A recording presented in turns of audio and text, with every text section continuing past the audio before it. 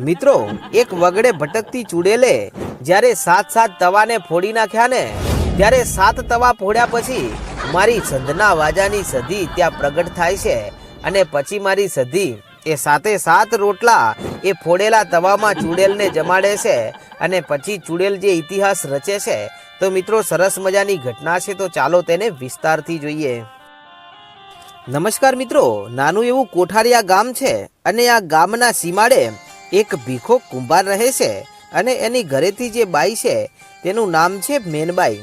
અને આ બંને આખો દિવસ માટલા બનાવે અને ગામમાં વેચે અને માટીના તવા બનાવે અને એ પણ ગામમાં વેચે અને આ રીતે એમનું ગુજરાન ચાલે છે. અને આ ભીખો કે જે માતા સધીનો ખૂબ મોટો ભગત છે, કારણ કે એના બાપ દાદા જ્યારે મરતી વેળાએ તેના હાથમાં જો કાંઈ આપ્યું હોય ને તો એ માતા સધીનું 3.25 ઇંચનું ફળું હતું. અને એના બાપ દાદા જ્યારે માટલા બનાવી અને જ્યારે એક ગામથી બીજા ગામ વહેંચવા માટે જતા ને ત્યારે તેમના આખા બળદગાડામાં તેમણે માટલા અને તવા ભરેલા હોય અને બળદગાડાની નીચે એક નાનકડું ગોખલું છે અને એમાં એમની માતા સધીનું ફળું મૂકે ને કહે કે માડી, કદાચ દિવસે તો હું સંભાળી લઈશ, પણ રાત્રે જો મારી આંખ મીચાય અને કોઈ કાળા માથાનો માનવી જો મારા માટલા ચોરી જાય ને તો મારી સધી એની જવાબદારી તારી છે. અને આમ કહી અને માતા સધીના ફળાને તેઓ એ બળદગાડામાં જ રાખતા અને એમના બાપુનું ગામતરું થઈ ગયું. એના પછી હવે એ જ કામ આ ભીખુભાઈ કુંભાર કરે છે. અને આ ભીખો પણ એક ગામથી બીજા ગામ જ્યારે આખું બળદગાડું ભરી અને જ્યારે માટલા લઈને વેચવા નીકળે ને ત્યારે માતા સધીને એના બાપની જેમ એટલું જ કહે છે કે માળી, આજે જોજે હો પારકા ગામમાં જવાનું છે, પણ કોઈ મને છેતરી ના જાય અને મારા માટલા ચોરી ના જાય એની જવાબદારી મારી સધી તારી છે. આમ કહી અને ભીખો કુંભાર અને મેનબાઈ બંને જણા બળદગાડામાં બેસીને ચાલી નીકળે. અમુક વાર તો 4 5 દિવસ સુધી ઘરે નથી આવતા અને જમવાનું સાથે બનાવવાનું લેતા જાય છે અને આમ પોતાના જીવનનો ગુજારો કરી રહ્યા છે. અને આજે ઘટના એવી બની કે આ બળદગાડું એમના આખા ગામમાં ફર્યું, પરંતુ એક પણ માટલું સાંજ સુધીમાં વેચાણું નથી. તેથી ભીખો કહે છે કે મેનબાઈ, હવે શું કરીશું? આજે આખો દિવસ આપણો ફેલ ગયો છે, આપણી પાસે આજે એક આનોય ભેગો થયો નથી. ત્યારે એમની પત્ની કહે છે કે સ્વામીનાથ, ભલે ને આ ગામમાં કોઈએ એક પણ માટલું કે તવો ના લીધો હોય, આપણે બીજા ગામમાં ચાલ્યા જઈએ, ત્યાં તો કદાચ વેપાર થઈ જશે ને. અને ત્યારે એમના ગામથી તેઓ થોરાળા ગામ તરફ બળદગાડું હાંકીને નીકળ્યા છે અને ચાલતા જાય છે ને મનમાં માતા સધીને અરજ કરે છે કે માળી, જોજે હો, આ થોરાળા બાજુ તો જઈ રહ્યો છું, પરંતુ એ બાજુનો પંથક અને વિસ્તાર કેવો છે ને એની માળી મને જરાય ખબર નથી, એ બધું તારે ધ્યાન રાખવાનું છે. આમ બળદગાડું ચાલતું જાય છે ને મનમાં માતા સધીનું આવું રટણ થતું જાય છે. અને આમ કરતા કરતા બપોરનું ટાણું થઈ ગયું છે અને હવે આ ભીખો કહે છે કે ક્યાંક સારો એવો માર્ગ આવે ને તો આપણે ત્યાં ઉતારો કરીએ અને જમવાનું બનાવી દઈએ અને બપોરે પણ જમી લઈશું અને એ જ ભોજન રાત્રે પણ જમી લઈશું, તેથી 2 ટંકનું સાથે બની જશે. ત્યારે મેનબાઈ કહે છે કે હા સ્વામી, થોડુંક આગળ બળદગાડું હાંકો અને ક્યાંક સારો એવો છાંયડો આવે ને તો એ છાંયડામાં તમે બળદગાડાને રોકી લેજો, થોડી જ વારમાં હું જમવાનું બનાવી દઈશ. અને આમ ચાલતા ચાલતા થોરાળાનો વિસ્તાર લીધો છે ને રસ્તામાં એક ઘટાદાર પીપળાનું ઝાડ આવે છે અને એનો શીતળ છાંયડો જોઈ અને આ ભીખો કહે છે કે આપણે અહીંયા જ રોકાઈ જઈએ અને અહીંયા આપણને કોઈ વાતે તકલીફ નહીં પડે, છાંયડો પણ ખૂબ સારો છે. આમ કહીને તેઓ ત્યાં પીપળાના ઝાડ નીચે આવે છે ને બળદગાડું ઊભું રાખ્યું, બળદ છોડી દીધા અને બળદ છોડી અને ત્યાં પીપળાના ઝાડ સાથે બાંધી દીધા. અને પછી બંને જણાએ એક ચૂલો નીચે ઉતાર્યો અને જે સામાન હતો અને જે રસોઈ બનાવવાની હતી એ બધું ત્યાં નીચે ઉતારી અને હવે મેનબાઈ ત્યાં લોટ બાંધવા લાગ્યા છે અને બીજું બધું કામ આ ભીખો કુંભાર કરી રહ્યો છે. અને પછી તો ચૂલો સળગાવ્યો અને મેનબાઈએ એક તવી મૂકી ચૂલામાં અને જેવી તવી ગરમ થઈ અને આ બાજુ રોટલો ઘડી અને જેવો રોટલો તવીમાં નાખ્યો એની સાથે તો ફટાક કરતી તવીના 2 ટુકડા થઈ ગયા અને રોટલો ત્યાં જ સળગતા ચૂલામાં પડ્યો.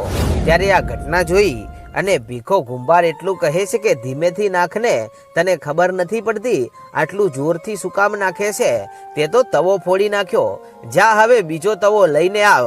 અને ત્યારે એની બાઈ ઊભી થઈ અને જે બળદગાડામાં બીજો નવો તવો પડ્યો હતો એ લાવ્યો, એને ધોઈ અને ફરી પાછો ચૂલા ઉપર મૂક્યો અને ફરી બીજો રોટલો તૈયાર કરી અને જેવો ફરી વાર આ રોટલો તવીમાં નાખ્યો, એની સાથે તો ફરી તવીના ટુકડા થઈ ગયા. ત્યારે ભીખો એની પત્નીને કોસે છે ને કહે છે કે તું આવું કેમ કરે છે, અને આમ બહાર ગામ ગયા હોય ને તો તારે આવા નાટક નહીં કરવાના. પણ ત્યારે એની પત્ની કહે છે કે સ્વામી હું કાંઈ નથી કરતી, અરે આ મારા હાથે નથી થતું, મને લાગે છે કે અહીંયા આ પીપળામાં જરૂર કોઈકનો વાસ છે અને તે આપણને અહીંયા સુખેથી જમવા નહીં દે. ત્યારે ભીખો કહે છે કે તારી વાત સાવ ખોટી છે, ચાલ તું રોટલો બનાવને એ તવામાં હું નાખું છું. અને પછી જ્યારે એની પત્નીએ રોટલો બનાવી અને જ્યારે ભીખાના હાથમાં આપ્યો ને ભીખાએ જ્યારે તવીમાં હળવેકથી મૂક્યો, એની સાથે તો ફટાક કરતા તવીના 2-3 ટુકડા થઈ ગયા. ત્યારે ભીખો પીપળા સામું નજર કરીને કહે છે કે લાગે છે કે અહીંયા જરૂર કોઈક તો રહે છે, અને જે કોઈ પણ અહીંયા રહેતું હોય ને વર્ષોથી કદાચ ભૂખ્યું હોય ને તો અમે અહીંયા જે જમવાનું બનાવીએ છીએ ને એ અમને જમવાનું બનાવવા દે તો એમાં અમે તને પણ જમાડીશું.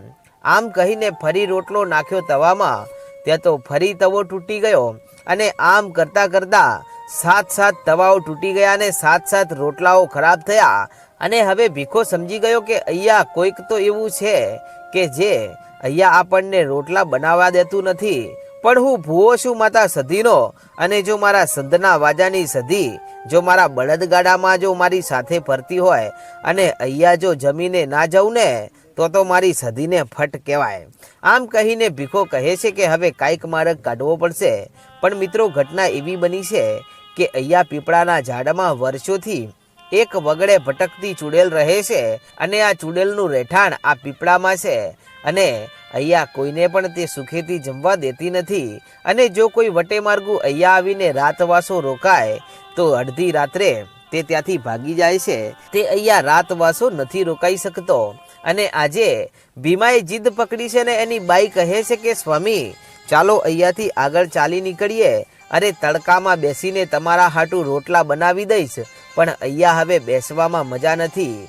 પણ ભીખો કહે છે કે જો આમ આ રીતે વગડે જો આપણે કોઈનાથી ડરીને ભાગી જઈએ ને તો પછી મારી સધીને પૂજવી નકામી છે.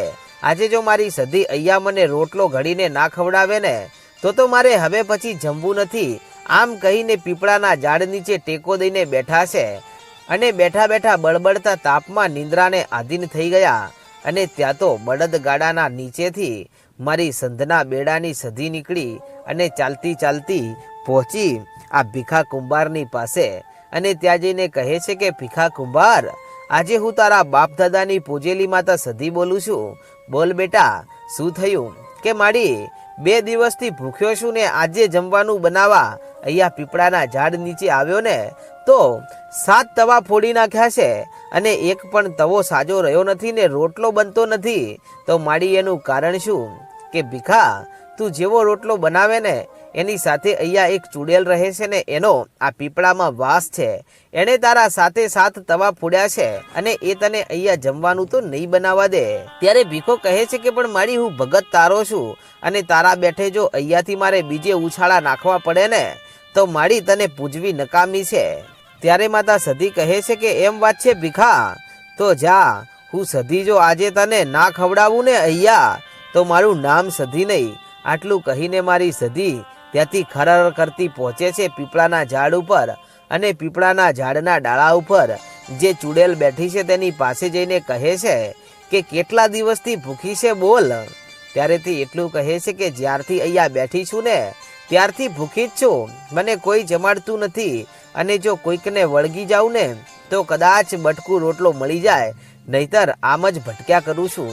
ત્યારે માતા સધી કહે છે કે તો મારા ભગતને અહીંયા આજનો દિવસ જમવાનું બનાવવા દે, હું સધી તને કહું છું કે પહેલો કોળિયો તને હું જમાડીશ. ત્યારે ચૂડેલ કહે છે કે બટકું રોટલાથી શું થાય અને એક કોળિયાથી શું થાય?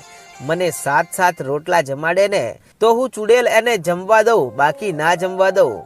ત્યારે મારી સધી કહે છે કે તો હું સધી પણ તને કહું છું કે તને 7 રોટલા હું સધી તો જમાડું, પણ જે તૂટેલા તવા છે ને એ તૂટેલા તવા ત્યાં ચૂલા ઉપર મૂકીએ અને જો તૂટેલા તવા જુદા ન પડે ને એમાં જો રોટલા થાય ને તો એ સાતે સાત રોટલા તારા અને 8મો રોટલો મારા ભગતનો.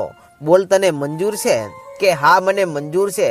ત્યારે મારી સધી કહે છે કે તો કાંઈ વાંધો નહીં, હમણાં જ મારા ભગતને કહું છું. અને પછી માતા સધી ફરી આ ભીખાને કહે છે કે ભીખા હવે ઊંઘમાંથી ઊભો થા અને હવે તારે જમવું હોય ને તો તારે 7 રોટલા તારે અહીંયા ભટકતી ચૂડેલને જમાડવાની છે અને પછી 8મા રોટલેથી તારો હક લાગશે. ત્યારે ભીખો કહે છે કે મારી 7 રોટલા હું જમાડું એ ચૂડેલ જ જમે છે, એનો પુરાવો શું છે? ત્યારે માં સધી કહે છે કે એનો પુરાવો હું તને આપું છું કે જે ચૂડેલે 7 તારા તવા ફોડ્યા છે ને એ 7 તવામાં તું અલગ અલગ રોટલા ઘડ અને જો તૂટેલા તવામાં રોટલા બને અને જો તવો તું ચૂલા ઉપર મૂકે પણ જો એમનો એમ ત્યાંથી હલવા દે તો એમ સમજજે કે એ રોટલો ચૂડેલના ભાગનો છે. કે ભલે માડી જો આવો ચમત્કાર થાય ને તો 7 રોટલા ચૂડેલને જમાડવા તારો ભગત તૈયાર છે.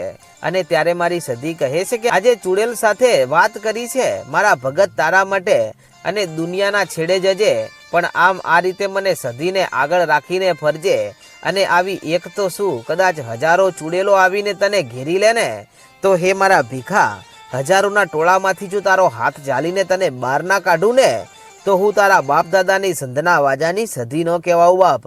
અને ત્યારે ભીખો આળસ મળીને બેઠો થયો ને એની પત્નીને કહે છે કે ઊભી થા, હવે તું લોટ બાંધવાનું ચાલુ કર અને અહીંયા જે પેલા તૂટેલા તવા પડ્યા છે ને એ અહીંયા લેતા આવ. કે સ્વામીનાથ તૂટેલા તવાનું શું કરશું? એ થોડા વેચાવાના છે. કે વેચવા નથી, તું અહીંયા તો લાવ. અને પછી ફરી ચૂલો સળગાવ્યો અને તૂટેલો તવો મૂક્યો ચૂલા ઉપર અને એમાં પહેલો રોટલો બન્યો, બીજો બન્યો, ત્રીજો બન્યો, આમ કરતા કરતા 7 રોટલા બન્યા. એ 7 રોટલાઓને લઈ ભીખો મૂકે છે એ પીપળાના ઝાડ નીચે ને કહે છે કે હે માં તું જે હોય તે, મને તારું સાચું નામ તો ખબર નથી અને એ પણ ખબર નથી કે તું અહીંયા કઈ દેવ બિરાજમાન છો, પણ માડી આજે એક વટે માર્ગું તને પ્રેમથી જમાડે છે ને તો માડી જમી અને અમીનો ઓટકાર લેજે. અને આટલું કહીને પછી ભીખો જ્યારે પોતાના માટે રોટલા બનાવે છે તો આરામથી તેનું બધું ભોજન બને છે અને ભોજન ખાઈ અને તેની પત્ની સાથે તે બળદગાડામાં ફરી પાછો બધો સામાન મૂકી અને ત્યાંથી જેવું બળદગાડું હાંક્યું ત્યાં તો પીપળાના ઝાડ માથે બેઠેલી આ ચૂડેલ દાંત કાઢીને એટલું કહે છે કે હે વટે માર્ગું આજે તે મને ચૂડેલને જમાડી તો છે પણ જતા તો ચાલ્યો જા, પણ જો વળતી વેળાએ અહીંયાથી નીકળે અને જો 7 રોટલાની બદલામાં તને જો કાંઈક નવો લાભ ના કરાવું ને તો અહીંયા હું વગડે ભટકતી એક ચૂડેલ ના કહેવાઉં. આટલું કહીને ભીખા કુંભારનું ગાડું તો ત્યાંથી આગળ ચાલી નીકળ્યું પણ ચૂડેલ બેઠી બેઠી લમણા વાળે છે કે ક્યારે મારો ભીખો કુંભાર પાછો આવે અને એને હું લાભ આપું, કારણ કે વર્ષોથી અહીંયા મને કોઈએ જમાડી નથી પણ આજે પહેલી વાર કોઈક ગરીબે મને જમાડી છે ને તો એના 7 રોટલાનું ઋણ મારા ઉપર પડ્યું છે. અને આ બાજુ ભીખો જ્યારે ગામમાં પહોંચ્યો અને ગામમાં પહોંચતા જ તેના બધા જ માટલાઓ વેચાઈ જાય છે અને માટલા તો વેચાણા પરંતુ એને ખૂબ સારો નફો થાય છે અને તેના બધા તવા પણ વેચાઈ ગયા.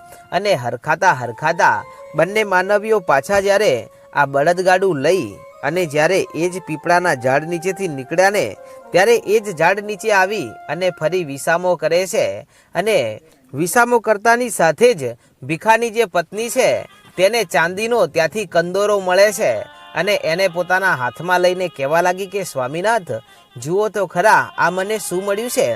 ત્યારે તે કહે છે કે આ તો કોઈક રાજકુમારીનું આભૂષણ હોય ને એવું મને લાગે છે, આપણે આ ગામના મુખીને આપતા જઈએ કારણ કે જેનું પણ હશે ને એ એને પાછું આપી દે. અને જ્યારે આ ભીખાના મોઢેથી આટલા શબ્દો નીકળ્યા ને ત્યાં તો ચૂડેલ પણ કહેવા લાગી કે વાહ ભીખા વાહ, જીવનમાં પહેલી વાર આવો માણસ જોયો કે મેં સામેથી લાભ આપ્યો છે ને એમ કહે છે કે આ ગામના માણસનો કોઈકનો હશે એનો જીવ દુખાશે તો એ આપણે પાછું આપતા જઈએ. અને પછી ચૂડેલથી રહેવાયું નહીં અને એની પત્નીના કોઠે હાકોટો કરીને ધૂણવા ઉતરીને કહે છે કે ભીખા ચિંતા કરીશ નહીં, આ કોઈનું નથી, આ એક ચૂડેલનું છે અને આ મારું પોતાનું આભૂષણ છે પણ તે મને વર્ષો પછી જમાડી છે ને તો જા મારા વીરા આ મેં તને આપ્યું છે એને તારા ઘરે લઈ જા, અને કોઈક દિવસ તને યાદ આવે ને કે અહીંયા મારી બહેન ચૂડેલ બેઠી છે તો કોઈક વાર મને જમાડવા આવજે. તને રોજ તો નથી કહેતી પણ આ રસ્તેથી નીકળે તો મને જમાડજે, અને જો ધાર્યું તો સૌ કરે પણ અણધાર્યું ના કરી દઉં ને તો મને ચૂડેલને ઓળખે કોણ. અને ત્યારે ભીખો રાજી થાય છે અને ચૂડેલમાંનો જય બોલાવી અને બળદગાડું લઈ અને એની પત્ની સાથે ત્યાંથી ચાલી નીકળે છે. અને આમ વગડે ભટકતી ચૂડેલને મારી સધી ભીખા કુંભાર સાથે આવી વાત કરાવે છે ને આ રીતે માં સધી એને જમાડે છે. મિત્રો, આવા જ ઇતિહાસ